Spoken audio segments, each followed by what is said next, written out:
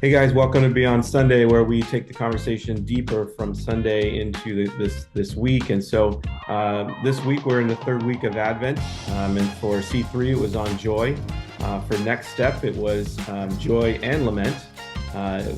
Did you title that differently, Shay? Yeah, true joy and space for sadness in a season and culture of plastic emotions. It's a long one.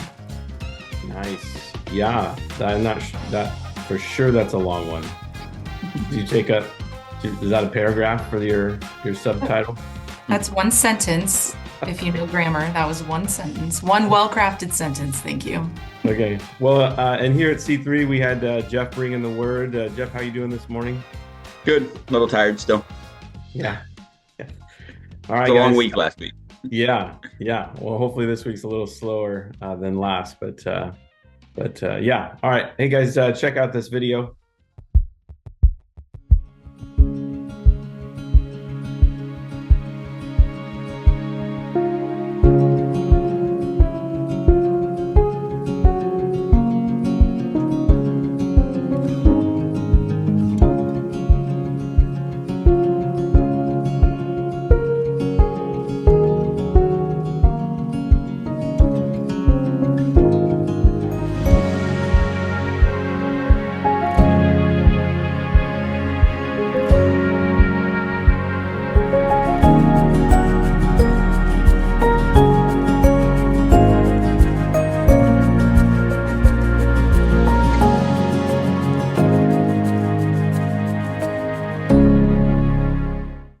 Okay, this week we were in the Gospel of Luke and talking about joy here at C3. So Jeff, what was the main text you were leading us out of? Luke chapter 2 with the angelic announcement to the shepherds and just um, that bringing great joy and just what that was like. But we delve into the context of the leading up to the birth of John the Baptist and of Jesus and all of that with the silent years and the intertestamental period, some of the stuff's going on there, and just that there was a longing to hear a message, and then that message comes having not heard from God for so many years, and then just Yeah, like great joy yeah, is in this message. We really kind of honed in on that. yeah. And we're going to get to this in a second, but it was the three ends of Christmas. And so one of those really stuck out to me and have been just carrying with me through this week. So we'll get to those in a second. But for you, what would you say is a highlight, a piece that stuck with you, a piece that is still hanging on, whether you got to that on Sunday or not, but within this message of joy in the scripture, what's still hanging on to you? I think just not knowing where other people are at, and I mean even some of that fake joy, the appearance of joy that we sometimes have to put on during Christmas, and had some experiences the last few weeks that are going to make Christmas tough for some people Yeah, that I've come in contact with. And so just really being able to preach and trying to find joy in Christmas, even when it may not be there, which probably will lead into some of what Shay talked about too, where she was able to balance the joy and the sadness at the same time. A little better than I did. I didn't want to throw Dawn completely under the bus for next week. yeah, Save something for her. yeah. So Shay, where were your main text? Was also Luke 2. Yeah, we were in a lot of we jumped around a lot. Luke 2, we told the story more than actually looking at the Luke 2 text, but yeah, we used kind of just the Christmas story really to highlight that there were many mixed emotions in the Christmas story.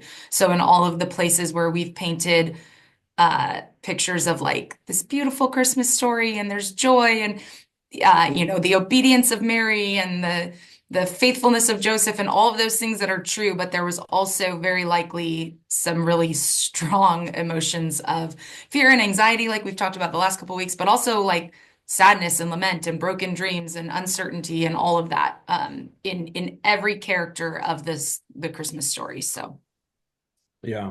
Well, and that a piece of that too, Jeff, and what you brought up is joy is not fragile. And the examples you use Right. in that of the persecutions that it face and how people are responding to that, but that that this joy that comes from God is not fragile. It doesn't get blown away like happiness, or when something happens in circumstances. Joy is not fragile. And so I love the examples you used. And I also wonder that if even in our own life, those examples have recognized that where we might be in a difficult circumstance or facing a situation, that we still have the joy of the Lord, and because it's not fragile, it does remain. Yeah. And so for you, Jeff, yeah, where does that land for you? Well, I mean, I know. So I work kind of in the healthcare industry, and we can be having a great day, and one customer, one patient can on our end can kind of make it seem like a bad day, even though we may have helped hundreds of people that were happy and were full of joy, and one can set that off. But also, if you're in healthcare around the holidays, you lose people, and I've had a number of deaths of our clients this week, or over the last couple of weeks since I was started formulating this message a couple weeks ago, and just knowing from my own experiences, the first Christmas after a loss is hard, and watch people go through it with Jesus, and I've watched people go through it without Jesus, and there's a drastic difference in whether or not they have that joy when we are going through those struggles. And so, just being able for me I'm blessed to work in a work setting where I can pull a customer aside and pray with them or talk with them about what they're doing. And I don't have to worry about who's next in line or what the owner's going to think and things like that. So I was able to talk to several people this week, even that lost spouses last week while I was writing this message. And so that was a kind of one of the things that just kind of helped me maybe navigate it. Once a pastor, always a pastor. Even though I'm in a secular setting now, I still get most of the pastoral duties at work, even though it's not a church setting at all. So just lots of that. Oh, when you have that joy, and I'm not trying to put all that on myself because I have my down days too. But when you've got that as your base, when something comes up and somebody needs a word from you, somebody needs just to be pulled aside and talk, to do it. And I'm blessed, like I said, to be able to do that. And so I was able to hopefully touch some people with empathy and maybe bring a little joy into what's looking like will be a sad Christmas for them, having lost a spouse or Yeah. a parent this week. Yeah. Well, and you mentioned about just the space to do that, right? In the midst of the sadness, or the sorrow, that is not fixed in a moment, but is like making space for that. So, and Shay, I wonder if that's even some of what you're navigating as well, in that making space for the sadness in this season. That we can do that. We don't have to just um, move quickly to like, oh no, this is a joyous season, but there are some really hard things that we're navigating that don't go away because it's Christmas. Right. Yeah, Jeff, you used the word comfort, I think, in your message. I was able to watch your message, and that I that tied into sadness because there is room for sadness. And in scripture we do see that, and we see even like God's heart be broken, and we see God grieve. But we also see God as the comforter. And so there's something about making space for sadness that allows us to see him as comforter. And if I just am trying to push through and like, okay, I'm good, and get to the joy part, I miss out on that piece of God's character that's like, actually, I'm willing to sit here with you and comfort you in this. And so even that, there was a tie-in for me, even as you were speaking. Mm-hmm. Yeah. Jeff, the three ends of Christmas that you brought up was the Christmas is the end of waiting, and that Christmas is the end of silence, and that Christmas is the end of darkness. Yeah. Um, I spent my Friday morning in silence, driving in the car, and I just road noise. I didn't have the radio on or any music going, no podcast playing. I just spent it in silence, and it's in for me. It was in that silence that God was pretty clear in speaking some things to me, which was um, needed, beneficial, hopeful. And so that idea, like there is this, I even connection with the waiting, I've never really waited that long for anything in my life.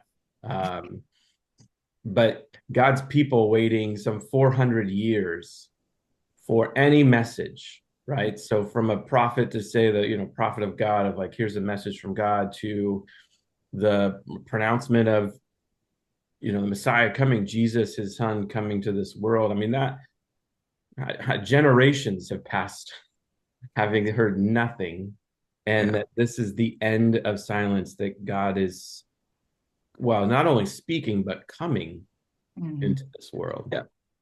And that was for me the like, oh, he's coming, not just bringing a prophet to bring a word, but coming into the presence of us and desiring to be with us. That was huge. That was it. Like, oh man. I mean, I know the time, but more just sat differently, based upon my quiet car ride on Friday morning to waiting, and then this is the end of waiting. This is the end of silence. Like, it marks kind of what Josh was saying the week before. Christmas signals this, the, the greatest gift coming to the world. And that's what I was sensing, and even what you were saying with these three ends of Christmas, is that this is the signal for all of us as followers of Jesus, that the waiting's over. The anticipate we have what we've anticipated, the end of darkness, the end of silence. And so I wonder if you could just elaborate even in some of that, of those ends, because that's really where it sat for me, was that Christmas signals this greatest gift. Yeah, I think, well, historically, with that, the 400 plus years leading up to that, for them, it was the end of all of those things. But for us, obviously, like you said, we don't wait for anything. We are lousy at patience even, and but no matter what we're going through, the Christmas season seems to be a point where we can kind of snap out of some of that. It can still hurt, like I said earlier. The first Christmas after a loss is hard, but we can. Um, when you're surrounded by bells jingling and pretty lights and all that, it does lighten your mood even in some of that. But just even beyond that, if we can approach Christmas with like, I want this to change where I am, or I want to use. I didn't want it to be a downer message. So also looking at is we can be the person for somebody else. And that's where I found myself this week. Yeah, I'm tired, and we've got stuff going on too with big family and holidays and all that. But for me to be that joy for someone else this Christmas, knowing some of their struggles, but we obviously don't know everybody's struggles. So hoping to kind of give them that sense that look for something this Christmas to reestablish your base, spend that time with Jesus, because that's the most important thing. And in establishing that joy is your time with God. And then just kind of, it's different. December's different for us in Right. 2024 than November, than January. And it's, we just think of it as Christmas, not always tying that to the Christmas story and those same things that the first century was waiting for. Right. And maybe it should, right? As Advent is this, calling our attention to this season, and to Jesus, that maybe it ought to, maybe more than it does. Yeah, I think like the Advent candles and the readings, and we always get that in that mindset. But I mean, I think of Lent and how that prepares us for Easter. We don't, it's not the same. We don't put ourselves in that mindset constantly. I'm more worried about, is my number right on my calendar that I've got 7 days till Christmas? Then what does it mean that I only have 7 days before Jesus shows up, and that kind of thing. Yeah.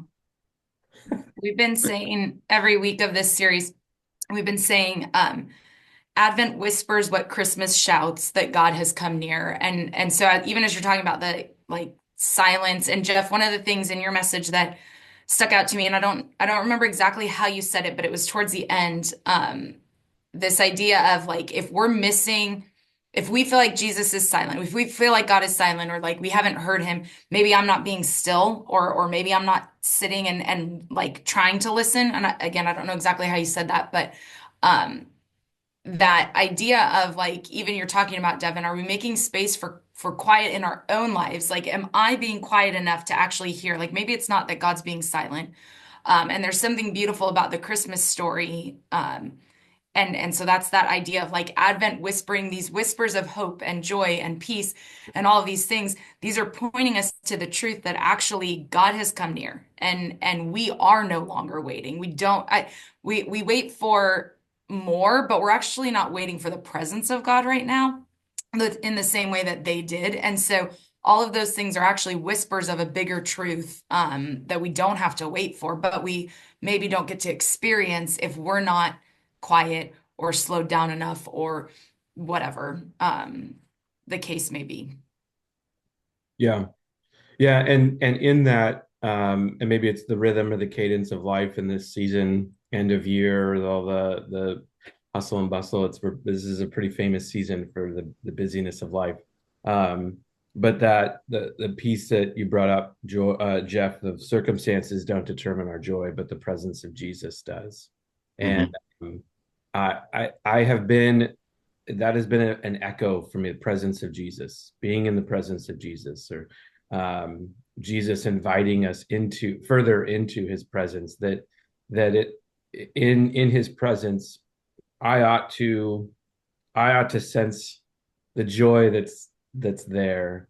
And it washes over me in the same way that last week when Josh was saying that gratitude is the key that opens the door to peace, that washes over me, that um, being in the presence of Jesus, there's joy out of overflow out of me, not necessarily the circumstances that surround. And again, like I said, this is a season famous for busyness and being overwhelmed. That it's in the presence of Jesus that I ought to recognize there's joy here. There's joy in this, even if Yeah, the circumstances are hard. Yeah. for sure. And I mean, I always am thinking of the question, if you're not just like shouting Bible versus everybody, how do people know you're a Christian? And it's usually that sense, whether it's Christmas season or not. Yeah. If you just we joy just comes out of us whether we're trying to or not, and especially during Christmas when everybody else can get caught up in that chaos, is our joy, our peace, our hope, the things that we've been talking about all the last couple of weeks, are all of those coming out of us, even unsuspectingly, that people know there's something different about them. I want to hang out with them because my world's spinning out of control, or my anxiety's spinning out of control, or whatever the case may be for others. That hopefully we're letting Jesus come out of us because we're so full of him. Yeah. Yeah. Well, and I actually think for me, that's been at the heart of all of these messages is actually my world might be spinning out of control too. And it's the way that I respond or the way I show up when that's happening. Because we know, all of us on this call know, like being a Christian doesn't mean we're immune to the chaos or the brokenness. And so and I guess the piece of that is that oftentimes I think as Christians, what we try to do is just show up only with hope and peace and joy and love, and everything is great. And that's that idea of a plastic emotion, right? Like everything is so good. Oh, Christmas is wonderful. It's the best time of the year. But when I show up, when I actually show up and say, you know what? No, this is terrible and life is really hard, and still in that I have these things. That's where the contrast is, because otherwise, if I'm just spouting out like just have joy and love and whatever, people are like, I don't, that's not my existence. I don't experience that. And so I just think like this whole series for me has been impactful in remembering like actually we have to show up in that way, because peace and love and hope that God offers, that only matters because there's so much brokenness around us. Like that's the only reason that we so desperately need those things. Yeah, well, and it's also within the Christmas story that we maybe hear year after year, and we become desensitized to it. But like, there's all kinds of hard Yeah, circumstances that surround the Christmas story, right. right? An unwed mother giving birth to Jesus, having to travel 70 miles while pregnant, hold up in a stable with animals to give birth to this child. Like in every way, we in this present context, this. Try walking 70 miles without being pregnant. Right. And then in the hardships, and then when you arrive, you have no place to stay except with some animals. And then and then also knowing that after Jesus' birth, they have to escape Bethlehem. They got to get out of Israel and escape down to Egypt. We're not our lives are not in threat. And so the whole story that surrounds Jesus coming to earth is hard. It is a hard It is. circumstance. And yet what we see in this story in Luke 2 is the shepherds coming and the angels singing. And I think a lot of times we maybe focus on those high points of like we sing holy, glory to God in the highest on earth, peace to men whom his favor rests. Like these are the joyous moments, and yet the whole circumstance that surrounds Jesus coming to earth is very hard. And in no Yeah. I way think we put ourselves there, we would crumble maybe. We would just be like, how do I show up with joy here? Yeah, I think it was in my notes, but I don't think I said it. That I even described the shepherds as being the outcast, but not only were they outcasts, they were the outcasts that were working graveyard. Right. Mm. Yeah. And it Yeah. was the middle of the night. And so yeah, even at that, and I know I probably have done the message on the message first came to these outcasts. Yeah. Yeah. And he's like, why was it not announced at the palace? It was announced on the hillside, stuff like that. And I didn't want to go there, but I did want to point out that their life wasn't easy. Yeah. Yeah. And the angel shows up, scares them, don't be Yeah. afraid. And then here's the greatest news ever. Yeah. And go have joy with that. And how do you even wrap that mix of emotions Right. up in your own head? Right. So, Well, yeah, because I think, Devin, you're talking about like we tend to focus on the high points, but I would say even in those high points, they're not only high points. So we like, yeah, the angels are like, don't be afraid, but I would imagine, and I don't know how many shepherds there are, but I would imagine that at least some of them are like, well, I'm a little bit afraid. Like I'm still a little afraid. And even after they hear this message, and sure, there's joy and they obey and they go to find this child. But even in that, there's got to be a certain amount of like, okay, well, are we all going? Who like what about like this responsibility? Will we even be accepted? I talked about like you both have wives who've had children. Like after I had a baby, I didn't want a bunch of smelly shepherds showing up. Like, so there's that, like that moment. Even like Elizabeth, right? We talked about her last week, but the idea of like, you're gonna have a baby, this is so great. But she also has no idea if her husband's ever gonna speak or hear again. Like they don't, it didn't say you'll get to talk once the baby comes. Like we all of these things. And so even in the high points where we're like, yeah, look at these really good parts. I just think that there's probably more than the one singular emotion that we've afforded that part of the story. And I just think we do a disservice to ourselves and the people around us if we're just calling out like, look at the love and look at the joy and look at the hope and not recognizing that that actually does exist, but it exists in the middle, mixed into all of these other things. Yeah. Yeah. Good. This Advent story, there's so much to unpack and also live into. But so for us today, with our Kairos question, what is God saying to you and how will we respond? What would you say is your application, your Kairos, your walk, your takeaway from this week? I think for me, it's really to be the joy for other people. But in order to do that, you gotta be experiencing it yourself. And so spending not just doing, I'm going to read the Christmas story over and over again in the month of December, but actually spending time with Jesus and being uh, just kind of having your heart prepared to meet those people that are in that mess of emotions, Mm, and even letting, like Shay said, even letting yourself be in that mess of emotions that is Christmas. Mm, yeah. yeah.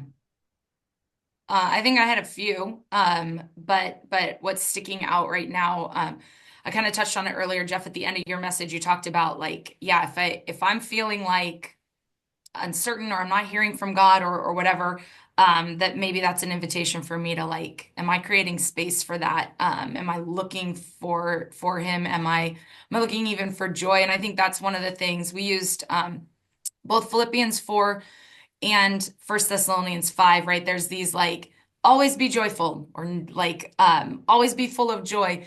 And that's the first part of those. And that's a very like, okay, so if we're supposed to always be joyful, is there room for these other emotions? But it goes on to then like both of those passages go on to talk about like in everything you experience, pray, and offer thanks. And so even a echo of Josh's message last week. I know, Jeff, you said he stole your message from you, but that idea of like,